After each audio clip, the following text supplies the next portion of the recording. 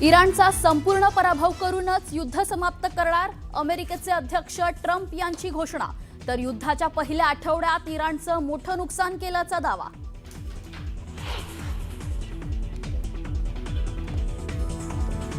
इराणचा दुबईवर पुन्हा हल्ला। प्रसिद्ध मरीना टॉवर इथं इराणी ड्रोन पाडण्यात यश, तर हल्ल्यात एका नागरिकाचा मृत्यू।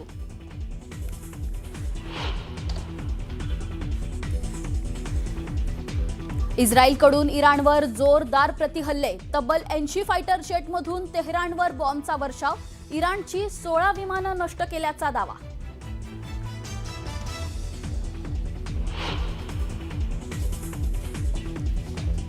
यूएई, सौदी अरेबिया आणि जॉर्डनमध्ये अमेरिकेच्या थाड डिफेन्स प्रणालीवर इराणचा हल्ला। 22,000 कोटीची थाड सिस्टम उद्ध्वस्त।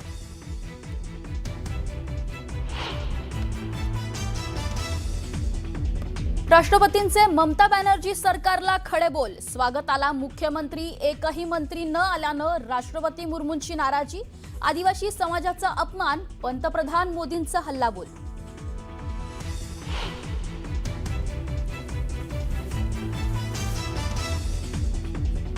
छत्रपती संभाजीनगरच्या घाटी रुग्णालयात प्रसूतीसाठी आलेल्या महिलांची गैरसोय। बेड रिकामे असतानाही जमिनीवर गादी टाकून उपचार।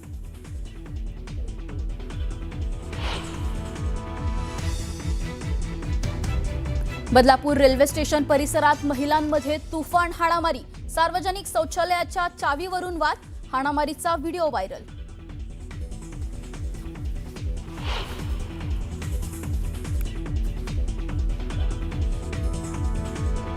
T20 वर्ल्ड कपच्या फायनलमध्ये भारताची लढत न्यूझीलंडशी। सलग दुसऱ्यांदा T20 वर्ल्ड कप जिंकण्याची भारताला संधी।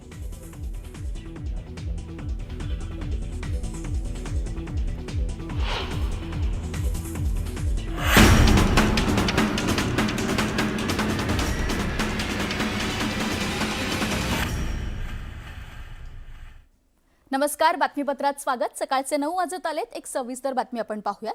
T20 वर्ल्ड कप 2026च्या अंतिम सामन्याचा थरार आज रंगणार आहे। भारत आणि न्यूझीलंडचा संघ विश्वविजेतेपदासाठी भिडणार आहे। अहमदाबादच्या नरेंद्र मोदी स्टेडियमवर हा सामना होणार आहे। भारतानं उपांत्य फेरीच्या सामन्यात इंग्लंडला 7 धावांनी पराभूत केलं होतं, तर न्यूझीलंडनं दक्षिण आफ्रिकेला 9 गडी राखून पराभूत केलं आणि हे दोघंही अंतिम फेरीत आले। भारत आणि न्यूझीलंड या दोन्ही संघांनी स्पर्धेत चांगली कामगिरी केली आहे। सर्व क्रिकेट चाहत्यांना अंतिम सामन्याची उत्सुकता लागली आहे। भारत आणि न्यूझीलंड हे संघ पहिल्यांदाच अंतिम सामन्यात भिडणार आहेत। गतविजेत्या भारतीय संघानं सलग दुसऱ्यांदा अंतिम फेरी गाठली आहे, त्यामुळे सलग दुसऱ्यांदा जेतेपद मिळवण्याच्या शर्यतीत भारतीय संघ आहे। दुसरीकडे न्यूझीलंडचा पहिला T20 वर्ल्ड कप जिंकण्याचा मानस आहे। भारतानं सलग दुसऱ्यांदा वर्ल्ड कप जिंकला किंवा न्यूझीलंडने पहिल्यांदा वर्ल्ड कप जिंकला तरी त्याची नोंद इतिहासात होणार आहे। भारत आणि न्यूझीलंड यांच्यात होणारा फायनलचा सामना भारतीय वेळेनुसार संध्याकाळी 7 वाजता सुरू होणार आहे, तर नाणेफेक 6:30 वाजता होईल। तर आजचा रविवार हा क्रिकेट प्रेमींचा असणार आहे। भारत वर्सेस न्यूझीलंड फायनलमध्ये भिडणार आहेत। दोन्ही संघांची कामगिरी आतापर्यंतची चांगली पाहायला मिळाली। आता फायनलमध्ये कोण चांगली कामगिरी करते आणि कोण जेतेपद बजावतंय हे पाहणं महत्त्वाचं ठरणार आहे। याविषयी आपल्याला अधिक माहिती देतात आपल्या प्रतिनिधी सुष्मिता।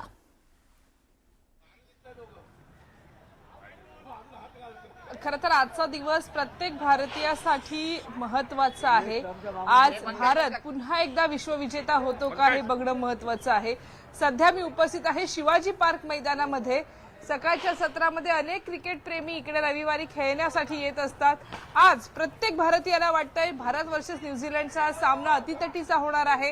गुजरातमध्ये जरी ही मॅच होणार असली तरी सुद्धा प्रत्येकाच्या नजरा या भारतातील प्रत्येक खेळाडूवरती असणार आहेत। किती एक्साइटेड आहात, काय वातावरण असेल, आजच्या मॅच कडनं काय अपेक्षा आहे? आजच्या मॅच कडनं एवढीच अपेक्षा आहे की इंडियाने फायनल मारावी, कारण 2023 मध्ये आपण तिकडे ऑस्ट्रेलियाबरोबर वर्ल्ड कपला 50 ओव्हरच्या मॅचमध्ये हरलो होतो। तर त्याच मैदानावरती आता 2020चा वर्ल्ड कप जिंकावा हीच आपल्या भारतीयांची इच्छा आहे सर्वांची, आणि ही इच्छा पूर्ण होणार। आज इंडिया फायनल मारा, कारण गेल्या वेळेला हरले तर आज जिंकणार आपण। भरपूर अतितटीचा सामना होणार आहे, कारण की आपण पहिल्यांदा न्यूझीलंड समोर आलेलो आहे वर्ल्ड कपमध्ये, ज्यांना आपण एकदा पण हरवलेलं नाहीये, आणि आज चान्स आहे की आपण त्यांना हरवून हा वर्ल्ड कप आपल्या घरी परत ठेवावा। काय तयारी आहे, कोणाकडे जास्त अपेक्षा आहेत, कोणत्या खेळाडूंकडे? अपेक्षा तुम्ही बघाल तर गेल्या 2 मॅचमध्ये संजू सॅमसनने जी कामगिरी केली आहे तर जास्त करून संजू सॅमसनकडेच आम्हाला जास्त असं वाटतं की आज पण तो मोठा स्कोर करेल आणि इंडियाला एक चांगला स्कोर उभा करून देईल. आणि तसेच अभिषेक ज्या 2 फॉर्म म्हणजे पूर्ण लीगच तो पूर्ण अनफॉर्म आहे, तर आज असं वाटतं की 100% तो फायनलला खेळणार आणि इंडियाला एक मोठा स्कोर करून देणार. आजच्या सामन्यामध्ये न्यूझीलंड सुद्धा तितकंच ताकदीचं आहे. त्यांनी सुद्धा यापूर्वी खूप चांगला खेळ दाखवला आहे. भारतातील अनेक खेळाडू तर दुसऱ्यांदा हा रेकॉर्ड रचणार का यासाठी तयार आहेत. आपण बघायला गेलो तर धोनीच्या कॅप्टनशिपमध्ये त्या टायमाला आपण न्यूझीलंड बरोबर सेमीफायनलला हरलो होतो. तर हीच ती वेळ आहे की न्यूझीलंडला आपण त्याच पद्धतीने त्यांना हरू शकतो. काय वाटतं सर? खरं तर आज आपले जे भारतीय खेळाडू आहेत नव्या दमाचे सगळे आहेत. कोणाकडनं किती अपेक्षा आहेत, म्हणजे स्पिनर्स आहेत, बॅटिंगची आपली लाईन ऑफ ऍक्शन कशी असायला हवी? आज माझा शब्द लिहून द्यावा. आजच्या मॅचमध्ये अभिषेक शर्मा पूर्ण चालणार, वरुण चक्रवर्ती पूर्ण चालणार आणि तिसरा सूर्यकुमार यादव. हे तिघा जणांनी नाही खेळलंय तर मला बोलायचं तुम्ही उद्या. हे लिहून द्यावा शब्द. आजच्या मॅचचं सेलिब्रेशन असणार आहे. तुम्ही मॅच कशी बघणार आहात, काय प्लॅनिंग आहे, संध्याकाळी काय विचार आहे? संध्याकाळी इकडे आपले शिवाजी पार्कमध्ये स्क्रीनिंग लावलेली असते. सगळे आपली मित्रमंडळी वगैरे सगळे मिळून आम्ही एकत्र इकडे बघतो संध्याकाळी दरवेळी. आणि आज इंडिया जिंकणार फायनल हे पक्का आहे. प्रत्येकाला वाटतंय भारतीय संघानं पुन्हा एकदा विजयाला गवसणी घालावी, भारतानं विश्वविजेते बनत कप आपल्याच देशात कायम ठेवावा. गुजरातमध्ये हा सामना होणार आहे, परंतु या सामन्यासाठी प्रत्येकाच्या नजरेमध्ये भारतीय संघासाठी प्रचंड मोठ्या आशा आहेत, अपेक्षा आहेत, शुभेच्छा दिल्या जात आहेत. संध्याकाळी 7 वाजता मुंबईचे रस्ते रिकामे होणार आहेत. प्रत्येकाच्या नजरा या टीव्हीच्या स्क्रीनवरती असणार आहेत, कारण भारत आणि न्यूझीलंडचा सामना अगदी अटीतटीचा फायनलचा सामना हा होणार आहे. आरती. नक्कीच सुस्मिता, धन्यवाद दिलेल्या सविस्तर माहितीसाठी. तर आजचा हा रविवार सुपर संडे होणार आहे आणि सगळ्या क्रिकेटप्रेमींचं लक्ष भारत वर्सेस न्यूझीलंड या सामन्याकडे लागणार आहे. सगळ्याच क्रिकेटप्रेमींचं म्हणणं आहे की भारत चांगली कामगिरी करेल आणि भारत विजयाला गवसणी नक्की घालेल. पश्चिम बंगालच्या दौऱ्यावर असलेल्या राष्ट्रपती द्रौपदी मुर्मू यांनी ममता बॅनर्जी सरकारला खडेबोल सुनावलेत. आंतरराष्ट्रीय संमेलनासाठी आलेल्या राष्ट्रपतींच्या स्वागताला मुख्यमंत्री किंवा एकही मंत्री उपस्थित नसल्यानं प्रोटोकॉलचा मोठा भंग झाल्याचा आरोप करण्यात येतोय. प्रोटोकॉलनुसार राष्ट्रपतींच्या स्वागताला मुख्यमंत्री उपस्थित राहणं बंधनकारक असताना ममता बॅनर्जी किंवा त्यांच्या मंत्रिमंडळातील एकही मंत्री तिथे फिरकलाही नाही. 5 लाख लोक मावतील असं मैदान नाकारून एका छोट्या जागी हे संमेलन भरवण्यात आलं. राष्ट्रपतींच्या या जाहीर नाराजीनंतर पंतप्रधान मोदींनीही ममता सरकारवर हल्लाबोल केलाय. हा आदिवासी समाजाचा अपमान असल्याचं त्यांनी म्हटलंय. बंगालमधील ही घटनात्मक यंत्रणा कोलमडली आहे का असा प्रश्नही आता उपस्थित होतोय.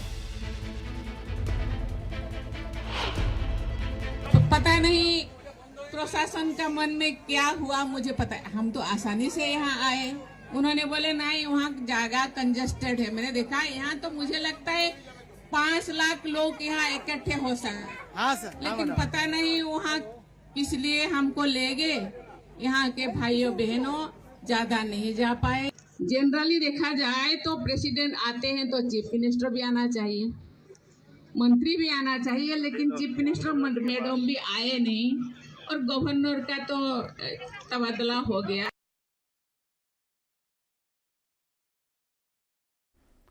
दरम्यान ममता बॅनर्जी सरकारचे वर्तन म्हणजे लोकशाही आणि प्रत्येक भारतीयाचा अपमान करणारे आहे असं म्हणत मुख्यमंत्री देवेंद्र फडणवीसांनी नाराजी व्यक्त केली आहे. त्यांनी ट्विट करत ही नाराजी व्यक्त केली आहे. राष्ट्रपतींसोबतची ही वागणूक प्रत्येक भारतीयाचा अपमान आहे. राष्ट्रपतींसंदर्भात ममता बॅनर्जी सरकारची भूमिका ही निषेधार्ह आहे.